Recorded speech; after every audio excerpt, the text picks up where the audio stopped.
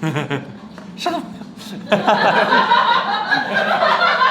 If you have the budget to come to Born and Bred, it is like 100% you must try if you come to Seoul. This is the second time I've come here to Born and Bred in Majangdong, and I'm super excited because the first time I came here, it was a freaking amazing experience. Hands down, my favorite beef experience in Seoul, and probably in the world actually. But an experience like this comes at a pretty heavy price tag. We are here for the kind of almost like a speakeasy, theme setting. First up, it's a little beef broth with morel mushrooms in it. The morel mushroom.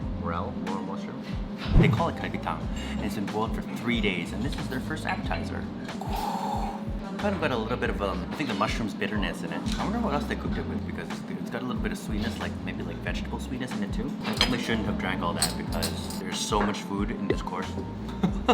Next appetizer is something completely new to me. The first time around they didn't have it. Some sort of little plate of stuff. There's cilantro on it and caviar, made on the spot guacamole on top of some sort of cracker, and a slice of raw gurisa. Here guys. It's the acid and creaminess from the guacamole mixes in with the slight bitterness of the cilantro. Just very slightly fishy saltiness and creaminess of the caviar, and then crunch of the cracker, and then right at the very end, it hits my molar, the chewiness of the raw meat, followed by a Caesar salad. Ooh, little fishies in it. Interesting. I've never had deep fried anchovies before, let alone with Caesar salad. First up is the anshim, or tuk anshim, the Chateau Bouillon. We are advised to cut it in half and eat that just with nothing because it's been pre-seasoned, and if it's not enough, then we can season it ourselves. It wasn't as marbled as the first time I had it, but still amazingly tender. Amazing. Next up is the checkgut, or sirloin. Again, cut it in half. Try one with nothing on it, and the other with whatever you want.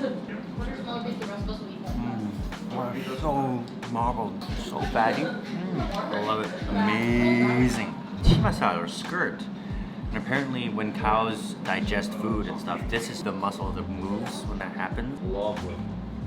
The texture and the flavor is just so, like, even with nothing on it, the flavor is just amazing. But I'm gonna put my favorite, which is the whole grain mustard on it. That's what I'm talking about. Next up is a palate cleanser of shimaji, which is horse mackerel. Sashimi, one of my favorites.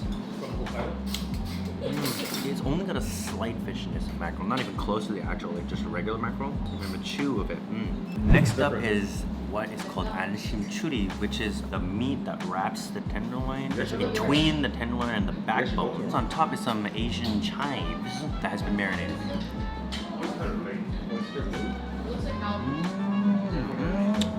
Okay.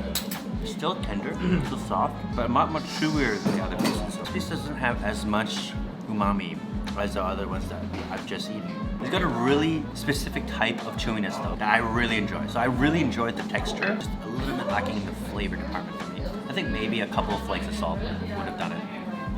Ooh, what's coming up is my favorite cut. It's just salchisal, which is chuck flat.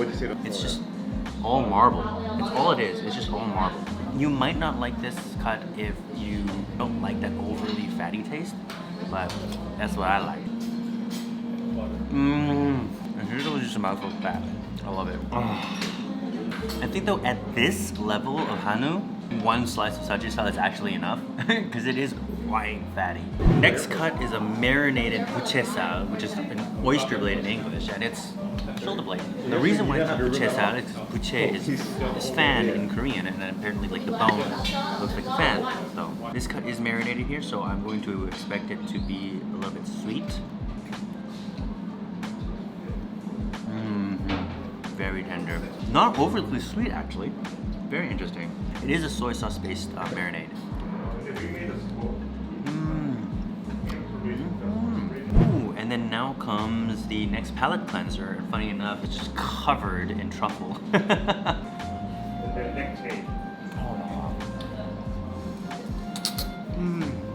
Yeah, it's beef tataki. It's got that nice citrusy juzu. but with a hint of truffle. This is a palate cleanser, damn! Next cut is jebichuri. We were advised to eat it with the yamaguri, the stem of some sort of lettuce or something, I think.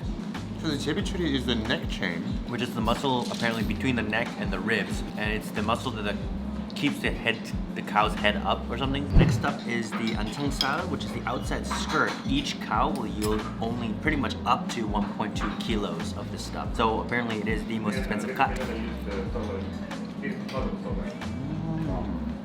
Oh, I love that chewiness. Very, very beefy flavor. Next up, tenderloin katsu sandwich. The meat has actually been deep fried.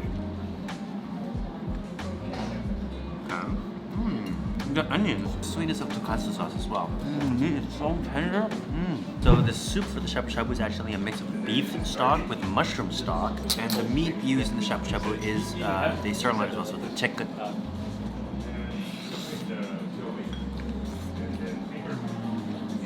I love shabu shabu meat.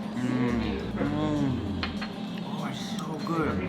I'm thinking this course right here replaced the Korean style changshik course that I had the first time, which I'm actually happy about because I didn't really like that. Here it comes with 3 bansans. The first is like a soy paste, the second is a shrimp paste, and the third is herring roe. And the soup is a doganitan, which is apparently tendon boiled for 3 days. And the rice is a tadolbagi, so a brisket rice with the galbi, so the rolled up ribs on top. Necessary carbs to go with the protein. Oh, that's real good. But the soup tastes exactly like it looks. It's not bland. I think it's more like clean, but also milky because it's a bone marrow and tendon soup. Next up is their version of pho. So I wouldn't describe it so much as like Vietnamese pho. It was just some sort of rice noodle and soup.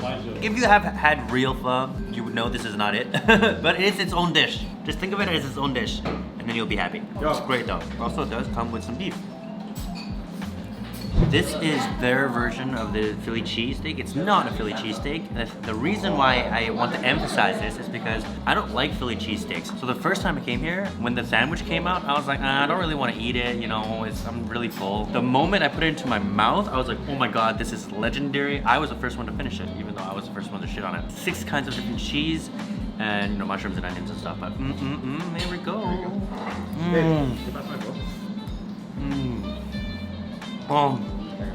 The only way I can really describe this is like a really velvety, smooth, cheesy cream of mushroom. It's so delicious. Oh my god. This is definitely one of my favorite parts of the meal. If you can describe a perfect sandwich, that was it. That was it. Next up is something that I haven't had. Their signature burger, and the patty is made of a mix of brisket and rump. Normally, you only get one. You either get the burger or you get the sandwich. They also prepared a beef pie for us because we've had so much fun here this time, and my friends have spent this. They've gotten at least 3 bottles of rosé. Like they're dropping some mad cash. So they prepared one each of the 3 like ending course things. Oh, the texture of the patty is amazing. It's a burger though, and I'm also super full. I'm also not much of a burger guy, but don't get me wrong, it's a tasty burger. Oh my goodness, the pie looks beautiful. Oh my god. Okay, so the meat used is jinsal. Oh, it smells like truffle. Is there some sort of truffle mushroom? Truffle oil, there we go. And apparently David Beckham came here and ate, and he loved the pie. Endorsed by not only a Brit, but a famous Brit. Meat pie. I'm too full to fully appreciate though. That's the problem. It's a me problem. Out of the 3 like closed ending courses though, still the cheese sandwich is my favorite. I'm gonna take care of some business. Now it's dessert. This dessert is also different from the first dessert that I had. Green tea bingsus or shaved ice with white bean paste and a little green tea mochi on top. Oh yeah. The bingsu itself is super creamy, super smooth. Wow, what a way to finish. What a way to finish. Well, I'm gonna finish the whole thing, even though I'm full. But they say you always have a second stomach for dessert, right guys? First time, I was kind of disappointed with certain little bits of the meal, and the ending was actually kind of anticlimactic compared to how awesome the beginning was. Whereas this time, everything just wrapped up perfectly. I think maybe the only thing missing is uni. If they had some sort of like uni with like one of their cuts of beef as part, like as one of the courses, I think that would really round everything out. Such an iconic combo. So I am super full now. I'm probably gonna pass out. Food coma central right now. Give the video a like if you enjoyed it. Subscribe if you haven't already. But leave a comment. Like, do you think, based on the video, if this is something that you want to try? All my other socials links will be in the description. There's different content on every single different platform that I'm on. So yeah, follow me on the rest of those as well. So I'll see you guys next time. And as always, stay fancy.